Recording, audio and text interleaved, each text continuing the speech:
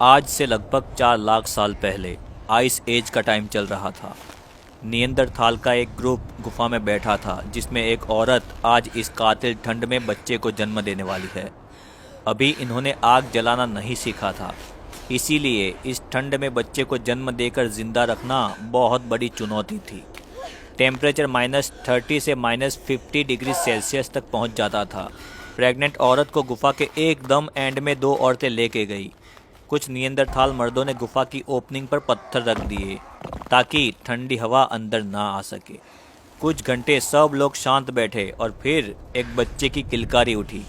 Pregnant औरत ने एक लड़के को जन्म दिया था। पास बैठी औरत ने एम्बिकल कॉर्ड को तेज पत्थर से कट किया और बच्चे को जानवर की खाल में लपेटकर मां के सीने से चिपका दिया। जैसे ही बच्चे का जन्म हुआ, सब लोग उस बच्चे के चारों ओर घेर कर एक सर्कल में बैठ गए ताकि बच्चे को थोड़ी गर्माहट मिले। नया जन्मा हुआ बच्चा मां के सीने से लगा हुआ था।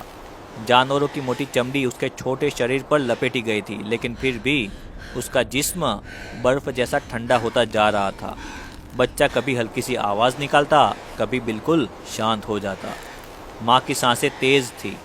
उसकी आंखें बार बार बच्चे के चेहरे पर टिक जाती थी, जैसे वो उसे सिर्फ अपनी नज़रों से जिंदा रखना चाहती हो। गुफा के बाहर हवा और भी ज़्यादा गुस्से में थी। पत्थरों के बीच से सीटी जैसी आवाज़ें आती, जैसे ठंड खुद गुफा के अंदर घुसकर इस नई जिंदगी को चुनौती दे रही हो। ग्रुप के आदमी गुफा के मुंह पर खड़े थे, झुककर कंधे सिकोड़े हुए। उनके लंबे बाल और घनी दाढ़ी पर बर्फ जम रही थी। कोई बोल नहीं रहा था। सब जानते थे आज रात सबसे भारी है। सर्कल में बैठी औरतें अपने शरीर को बच्चे की तरफ थोड़ा और झुका लेती है। समय धीरे धीरे सरकता गया। गुफा के अंदर अंधेरा और गहरा होता गया। बच्चे की सांसें अब पहले से ज़्यादा कमज़ोर लग रही थी।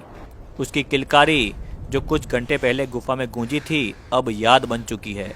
माँ ने बच्चे को और ज़ोर से अपने सीने से चिपकाया, जैसे वो अपनी जान उस बच्चे के अंदर डालना चाहती हो। एक बूढ़ी औरत आगे आई, जिसके बाल सफ़ेद और आंखें गहरी थी। उसने बच्चे के छोटे से चेहरे को देखा और फिर माँ की आंखों में झांका। कुछ कहने की ज़रूरत नहीं थी। माँ समझ चुकी थी कि ठंड जीत गई है। सुबह होने से पहले जब गुफा के बाहर आसमान हल्का नीला हुआ, बच्चे की सांस बिल्कुल रुक गई थी। कोई चीखा नहीं, कोई ज़ोर ज़ोर से रोने की आवाज़ नहीं, सिर्फ एक भारी खामोशी। ग्रुप के लोग उठ खड़े हुए। बच्चे के लिए कोई शब्द नहीं थे, कोई रस्म नहीं थी, सिर्फ एक काम था, उसे इज्जत से इस दुनिया से विदा करना था। 2 मर्द गुफा के बाहर गए और बर्फ़ को हटाकर एक छोटा सा गड्ढा बनाया। बच्चे को उसी जानवरों की चमड़ी में लपेटकर वहां रखा गया। माँ दूर खड़ी देखती रह गई। ये उसकी पहली औलाद थी। ग्रुप जैसे ही गुफा में आया, वैसे ही भेड़ियों का एक ग्रुप इस नए जन्मे बच्चे को दूर से सूंघता हुआ आ चुका था। भेड़िए उस जगह आ पहुंचे थे जहां बच्चे को बर्फ के नीचे दफनाया गया था, और वहां भेड़ियों ने खोदना शुरू कर दिया। भेड़ियों की आवाज़ सुनकर कुछ नियंदरथाल्स गुफा के बाहर निकले। तब तक एक भेड़िए ने बच्चे को अपने मुंह से पकड़ लिया था और बाहर निकाल लिया था। नियंदरथाल्स जोर से आवाज़ करते हुए भेड़ियों की तरफ आए, पर भेड़िए उस बच्चे को लेकर दूर भाग निकले थे। सीन एकदम इमोशनल हो गया था। ग्रुप के पास खाना बहुत कम बचा था। 2 दिन से कोई शिकार हाथ में नहीं लगा था, इसीलिए आज 3 मर्द और एक जवान औरत शिकार के लिए निकले। उनके हाथ में पत्थर के भाले थे, कपड़ों के नाम पर सिर्फ चमड़ी के टुकड़े। हवा इतनी तेज़ थी कि चलना मुश्किल हो रहा था, लेकिन रुकना मौत को बुलावा देने जैसा था। कुछ घंटे चलने के बाद उन्होंने बर्फ़ पर जानवर के निशान देखे। शायद वो एक हिरन या कोई भारी जानवर के हो सकते हैं। सब लोग तुरंत झुक गए। सांस रोकी गई। वो धीरे धीरे आगे बढ़े। बर्फ़ के खुले मैदान में कुछ हिरन दिखे। एक मर्द ने इशारा किया। सब लोग अलग अलग तरफ से घिरने लगे और फिर भाला फेंका गया। हिरन चीखा और भागने लगा। बर्फ के ऊपर खून गिरा। काफ़ी देर की दौड़ के बाद हिरन गिर गया। शिकार मिल चुका था। ये सिर्फ खाना नहीं था, ये ग्रुप के जीने का एक और दिन था। हिरन को उठाया गया और अपने ठिकाने की तरफ ये ग्रुप रवाना हुआ। रास्ते में खामोशी थी। खामोशी मतलब आसपास कोई बड़ा जानवर मौजूद है। हिरन के खून की गंध सूंघकर एक टाइगर वहां पर आ पहुंचा था। टाइगर ने सीधे ही हिरन पर झपट्टा मारा, पर हिरन को बचाने के चक्कर में नियंदरथाल टाइगर के सामने हो गया। टाइगर ने उसी पर हमला कर दिया और उसको पैर से पकड़ लिया। सब लोगों ने पत्थर और भाले चलाए, लेकिन टाइगर उसका पैर पकड़कर घसीटता हुआ दूर ले गया।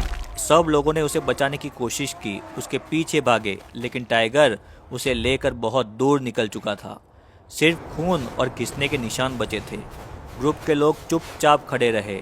ये भी जिंदगी का एक सच है, कभी शिकार मिलता है तो कभी शिकारी खुद शिकार बन जाता है। गुफा में वापस आने पर माहौल और भी भारी हो गया था। एक जान जा चुकी थी और एक नई जान पहले से ही जा चुकी थी।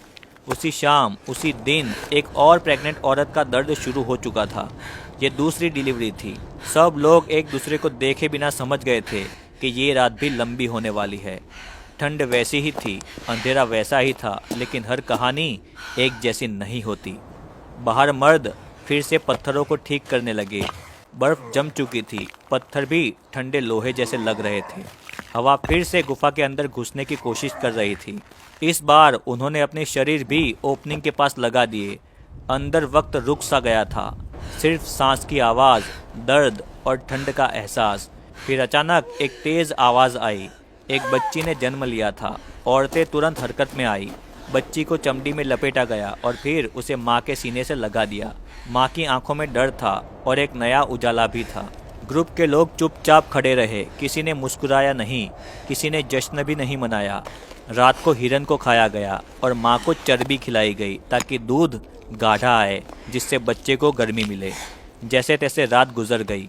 अगला दिन और भी ज़्यादा खतरनाक था, क्योंकि माँ को मांस और चर्बी की ज़रूरत थी और एक हिरन से तो सिर्फ 2 दिन का खाना ही होता था। इसीलिए एक ग्रुप शिकार के लिए निकला। उनके कदम बर्फ में धंस रहे थे, हर सांस दर्द दे रही थी। दूर दूर तक सिर्फ सफ़ेदी और उस सफ़ेदी में छिपे हुए खतरे थे। पूरा दिन इधर उधर घूमने के बावजूद कोई शिकार नहीं मिला। ग्रुप दुखी होकर गुफा में लौटा। गुफा में बच्ची माँ के सीने से चिपकी हुई थी। उसकी सांस अब भी हल्की थी। औरतें उसके आसपास बैठकर अपने शरीर से उसे गर्मी दे रही थी। कभी कभी बच्ची हल्की सी आवाज़ निकालती, जैसे याद दिला रही हो कि वो अभी भी जिंदा है। शिकार ना मिलने के कारण अब खाना सिर्फ आज का दिन ही चलने वाला था। इसीलिए ज़्यादातर खाना माँ के लिए रखा गया और सब लोगों ने बहुत ही कम खाया। दूसरे दिन ग्रुप शिकार के लिए निकला और थोड़ी दूर वुली मेमत दिखा। उन्होंने उसे घेरने की कोशिश की, फिर अचानक भाले से उस पर हमला कर दिया। मेमत घायल हुआ पर गिरा नहीं। अचानक वो पलटा और सीधा एक नियंदरथाल पर झपटा। वो संभल नहीं पाया, ज़मीन पर गिर गया। सब कुछ बहुत तेज़ हुआ। मेमत ने उसे अपने पैर से कुचल दिया था। बाकी लोग जान बचाकर भागे।